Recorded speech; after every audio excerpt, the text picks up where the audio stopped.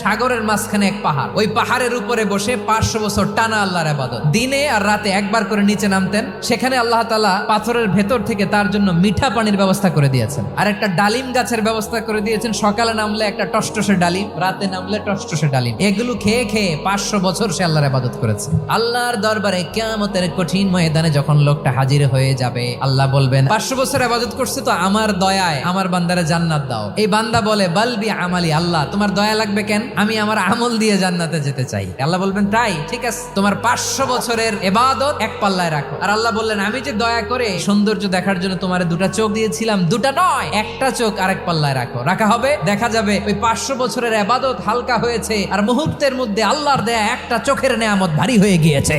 ফলাফল দেখো, হিসাব বলে তুমি এখন জাহান্নামে যাবা, যাও এবার জাহান্নামে যাও। এবার লোকটা কাচুমাচু করে বলে আল্লাহ এবার আমি বুঝতে পেরেছি তোমার দয়া ছাড়া দুনিয়ায় কেউ জান্নাতে যেতে পারবে না।